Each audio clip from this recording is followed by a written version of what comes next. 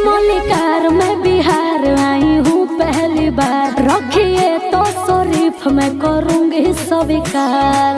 अच्छा जी सिस्टम में आओ सिस्टम में। मलिकार मैं बिहार आई हूँ पहली बार, रखिए तो शरीफ मैं करूँगी स्वीकार।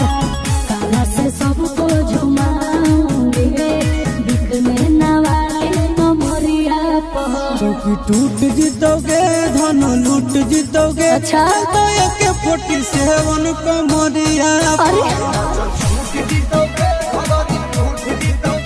चल तो एक 47 कमरिया पर।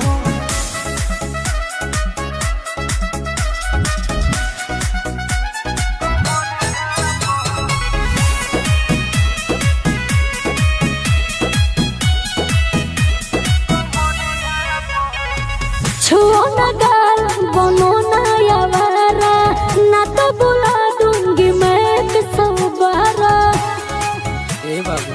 समझे आगे हो गौगे पगली गौए बदमाश, चाहे हो में नास ना तो खलास। है नहीं मुझको भरोसा रे, सुन तेरे जैसे बिहरिया पर। चौकी टूट जीतोगे धन लूट जीतोगे। चल तो एक 47 कमरिया पर। चल तो एक 47 कमरिया पर।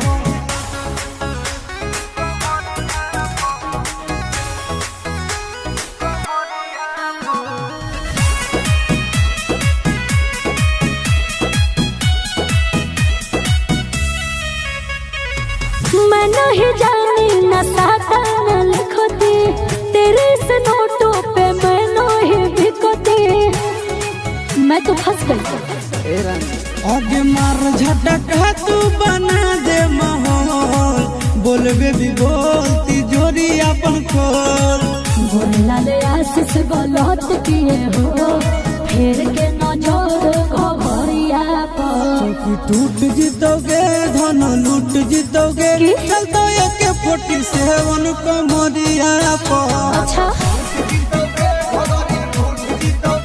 चल तो एक 47 कमरिया पर। आई हो दादा।